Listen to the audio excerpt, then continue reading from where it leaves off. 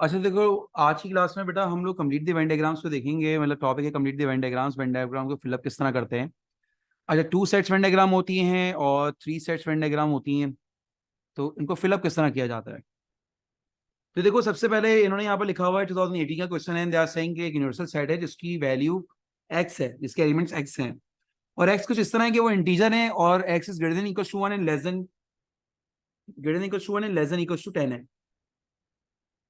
तो it means कि हमारे पास जो यूनिवर्सल सेट के एलिमेंट्स होंगे those are going to be 1 2 3 4 5 6 7 8 9 10।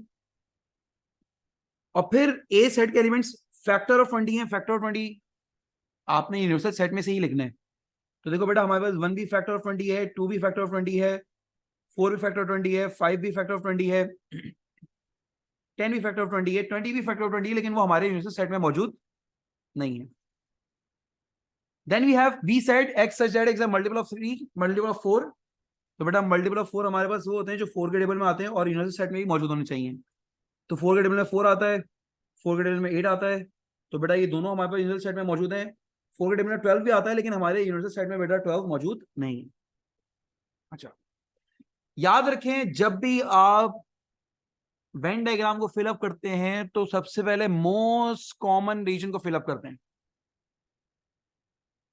देखो, आपके पास बेटा ये जो रीजन है ना, ये ए और बी का सबका कॉमन रीजन है,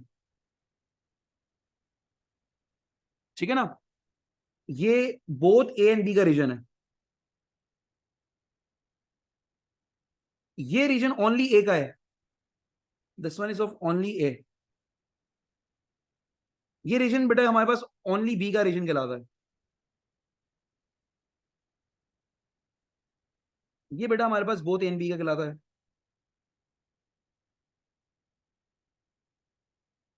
और ये नाइदर ए नॉर बी का होता है, मतलब ना ही ए का नॉर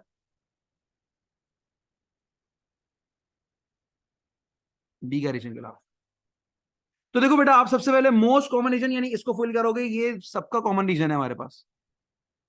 तो ये ए और बी का कॉमन पॉइंट, कॉमन एलिमेंट कौन से, उनको फिलअप करके रख दोगे। जैसे 4 कॉमन है तो आप 4 यहां पर लिख दोगे, ए और बी में 4 कॉमन है, और 4 हर जगह से कैंसिल आउट कर दोगे, यूनिवर्सल सेट में से भी, ए में से भी और बी में से भी। अब जो एलिमेंट्स ए में बच गए यानी वो सिर्फ ओनली ए में है, 1 2 5 एंड 10। तो ओनली ए का मतलब है 1 2 5 एंड 10, तो सिर्फ इसी में। और जो एलिमेंट्स बी में बच गए वो ओनली बी में है और किसी में नहीं है, यानी 8। अब आपने 8 यहां से भी कैंसिल कर देना, यहां से भी, और जिस तरह एक ही सेट के एलिमेंट्स में लिख दिए थे 1 2 5 10 1 2 5 10, यहां से भी हर जगह से कैंसिल कर दिए। इससे फायदा क्या होगा कैंसिल करने से। भाई जो लेफ्ट ओवर हो गए which is 3 6 7 9, you are going to write it over here, या आप दोनों सर्कल से बाहर कहीं भी लिख दें। आप लिखें 3 6 7 9, ये आपका आंसर निकल कर आ जाएगा। This is how you are going to fill up the data. देखो यहाँ पे लिखा हुआ है, क्वेश्चन है universal set X such that X is an integer. Universal set में क्या लिखा हुआ है, X such that X is an integer और x is less than equal to 18 greater than equal to 1, यानी एक्स की वैल्यू 1 से लेकर 18 है और इंटीजर्स हैं सारे। तो यूनिवर्सल सेट में 1 2 3 4 5 6 7 8 9 10 11 12 13 14 15 16 17 18, ये यूनिवर्सल सेट के एलिमेंट्स आ गए। अब ए सेट क्या है, X such that X is a prime number. तो प्राइम नंबर आपको पता है कौन कौन से होते हैं बेटा, आपने सिर्फ यूनिवर्सल सेट में से प्राइम नंबर यहां पर लिखना है।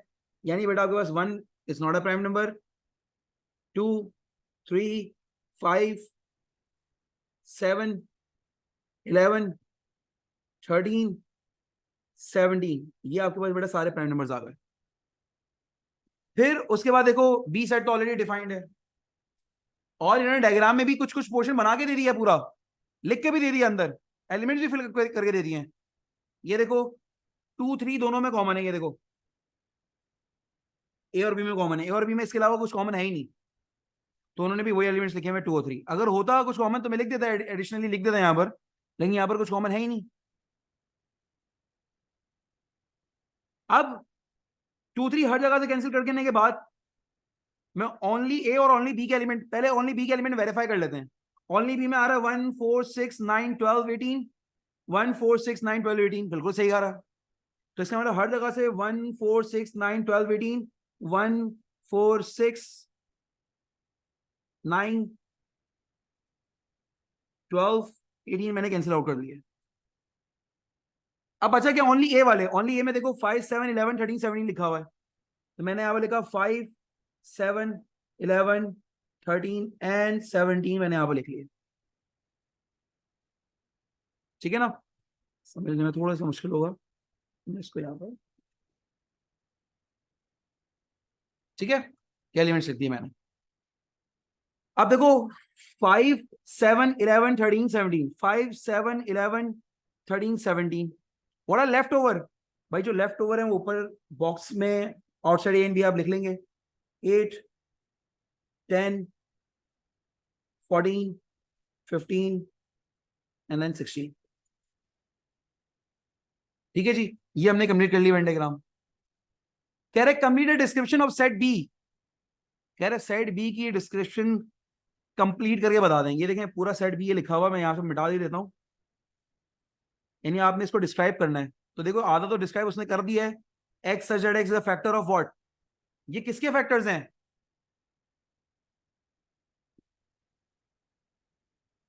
तो देखो 1 किसका फैक्टर है, 2 3, इनको और से ऑब्जर्व करो, चेक करो कि किसके फैक्टर्स हैं हमारे पास। अच्छा मैं यहां पर ऑब्वियसली सबसे बड़ा नंबर 18 है, तो सबसे पहले थॉट प्रोसेस ये होता है कि पहले आप 18 को चेक करो, यार 18 का फैक्टर 18 भी होता है लेकिन 18 का फैक्टर 12 नहीं होता। तो देखो जो यहां पर हाईएस्ट नंबर है ना, इससे बड़ा ही नंबर होगा जो कि यहां पर जिसके फैक्टर्स लिखे हुए हैं, क्योंकि अगर 18 को मैं समझ रहा हूं कि 18 के फैक्टर्स हैं, तो 18 भी 18 का फैक्टर होता है, इस तरह 1 18 का फैक्टर होता है, 2 भी 18 का फैक्टर होता है, 3 भी 18 का फैक्टर होता है, लेकिन 4 नहीं होता, 12 नहीं होता। तो 18 के फैक्टर्स तो नहीं है ये, क्योंकि दो मैंने नंबर आपको ऐसे दिखाया 4 और 12 जो कि 18 के फैक्टर्स ही नहीं है। तो अब जो भी नंबर होगा ना वो इससे बड़ा ही होगा, 18 से बड़ा ही होगा, 18 से छोटा नहीं हो सकता। लेट्स से अगर मैंने बोल दिया यार ये 15 के फैक्टर्स हैं, तो भाई 15 का फैक्टर का 18 हो सकता है, कभी भी नहीं हो सकता, वो तो बड़ा नंबर है। तो इस वजह से मैं आपसे कह रहा हूं जो भी नंबर होगा वो 18 से बड़ा होगा। तो मैंने 18 का डबल करा, 36 हो रहा है, मुझे 36 लग रहा है बेटा यहाँ पर कि 18 का ये सारे 36 के फैक्टर्स लिखे हुए हैं। अब 36 का फैक्टर 36 तो होता है, लेकिन अब वो यहाँ पर नहीं लिखा हुआ। लेकिन क्या ये 36 के फैक्टर्स नहीं है सारे, हाँ सर ये सारे 36 के फैक्टर्स हैं, ये और किसी नंबर के फैक्टर्स नहीं हो सकते। देखो मैंने 18 सबसे बड़ा नंबर लिखा, सबसे बड़े नंबर का ही मैंने फैक्टराइजेशन, मैंने मल्टीपल निकालना शुरू कर दिए। जब 18 इसका फैक्टर नहीं है ना, तो 18 टू द 36, अब 36 का फैक्टर 18 तो लाजमी होगा, और बाकी नंबर भी देखो 36 के फैक्टर्स आ रहे हैं। तो बेटा मैंने कहा कि हमारे पास ये बी सेट जो है ना वो 36 के फैक्टर्स हैं, सही है ना, क्योंकि 18 इसका फैक्टर नहीं था, मैं फिर से रिपीट कर रहा हूँ, 18 इसका फैक्टर नहीं था। तो अब 18 के फैक्टर्स क्या होंगे, जो 18 के मल्टीपल्स होंगे। 18 किसका फैक्टर होगा, जो 18 के टेबल में आते होंगे, जैसे 18 वन 18, 18 टू 36, तो 36 के फैक्टर्स 18 है। हमने बाकी नंबर भी चेक कर लिए, क्या वो भी 36 के फैक्टर्स हैं, हाँ सर वो भी थे, तो मैंने लिख दिया। नहीं होते तो आगे चलता, फिर मैं 18 3 से चेक करता, फिर मैं, सही है ना। तो यहां पर हमारे पास कहानी फिर भी सॉर्ट आउट हो गई। देखो लिखा हुआ है यूनिवर्सल सेट 1 till 10 लिखे हुए हैं आपके सामने, पी सेट लिखा हुआ है X such that is an odd number. बेटा ऑड नंबर्स बहुत सारे होते हैं, लेकिन आपने लिखना है यूनिवर्सल सेट में से 1 3 5 7 9। स्क्वायर नंबर क्या होता है, 1 भी स्क्वायर नंबर है, 4 भी स्क्वायर नंबर है, और 9 भी स्क्वायर है, जो किसी के स्क्वायर हो। 1 का स्क्वायर 1 होता है, 2 का स्क्वायर 4 होता है, 3 का स्क्वायर 9 होता है। अब पी और क्यू में बेटा इसको फिलअप करना है आपने, यूनिवर्सल सेट भी फिलअप करना है। तो दोनों में मोस्ट कॉमन रीजन बेटा ये है हमारे पास, पी एंड क्यू का कॉमन पार्ट, सबसे पहले इसको फिलअप करें। यानी पी और क्यू में कॉमन एलिमेंट्स क्या है बेटा हमारे पास, 1 है, और 9 है। तो देखो बेटा मैं यहाँ पर लिख रहा हूँ 1 और 9। तो 1 और 9 बेटा हर जगह से कैंसिल कर देंगे, ये देखो यहाँ से भी कैंसिल कर दिया मैंने। अब ओनली पी में क्या बचे, 3 5 7, 3 5 7, ये देखो 3 5 7 हर जगह से कैंसिल कर दिया मैंने। ओनली बी पीयू में क्या बचे, क्यू में, ओनली क्यू में क्या बचे, 4 बचा, हर जगह से 4 को कैंसिल कर दिया। What is left over, 2 6 8 10।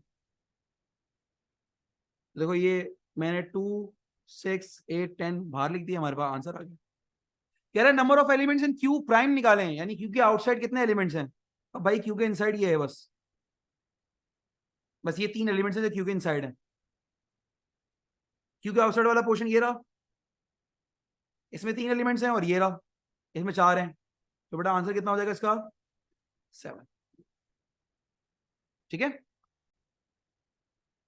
अच्छा बेटा हम लोगों ने ये बात सेट सेगमेंट डायग्राम में देख ली है कि हमारे पास ए इंटरसेक्शन बी वाला पोर्शन कौन सा होता है। This is the portion of A intersection B.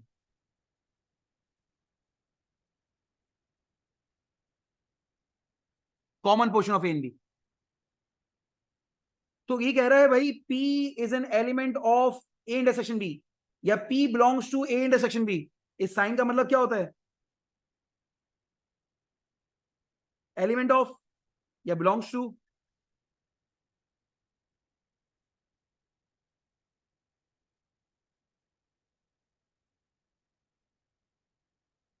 तो P इस जगह से बिलोंग करता है, मैंने तो P लिख दिया, फिलअप कर दिया इसको मैंने, हर लेटर को फिलअप करना है।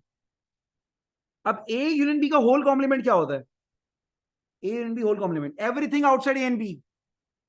आउटसाइड ए एंड बी का बेटा पोर्शन ये रहा, आउटसाइड ए एंड बी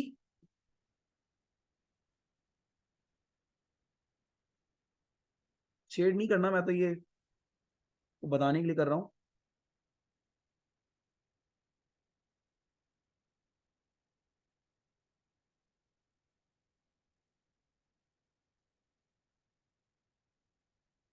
तो यहां से बिलोंग करता है बेटा हमारे पास क्यू एलिमेंट, तो मैंने बाहर लिखा क्यू एलिमेंट।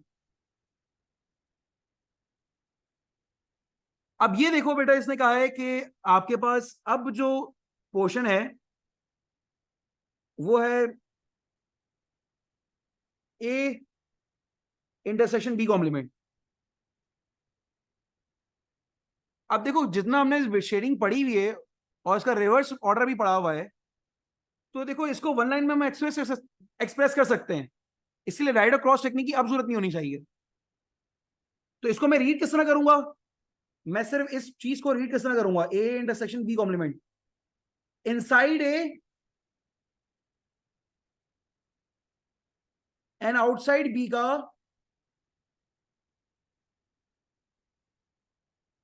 Common portion. तो इनसाइड ए ये रहा, आउटसाइड बी, आउटसाइड बी का पोर्शन ये रहा, आउटसाइड बी तो ये inside A outside B, outside B में ये भी आता है, लेकिन इनसाइड ए और आउटसाइड बी का कॉमन पोर्शन। देखो ये वो पोर्शन जो इनसाइड ए भी है और आउटसाइड बी भी है।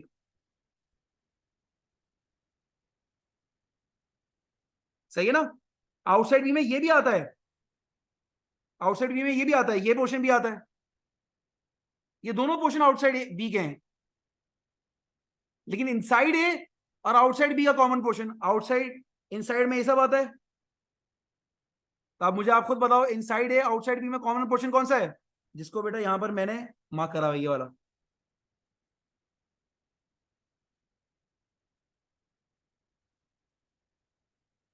अब इसके लिए बेटा मैं आर लेटर इस्तेमाल कर रहा हूं, R belongs to this portion, ये मैंने फिलअप कर दिया। ठीक है ना, और यहाँ पर सबसेट का वर्ड इस्तेमाल करा हुआ है क्योंकि ये सब यूनिवर्सल सेट के अंडर बन रहे हैं। मैंने आपको पहले भी बताया कि बेटा सारे सेट जो यूनिवर्सल सेट के अंडर बनते हैं वो सारे के सारे सबसेट ही कहलाते हैं यूनिवर्सल सेट के, इसलिए यहाँ पर वर्ड सबसेट का इस्तेमाल किया जा रहा है।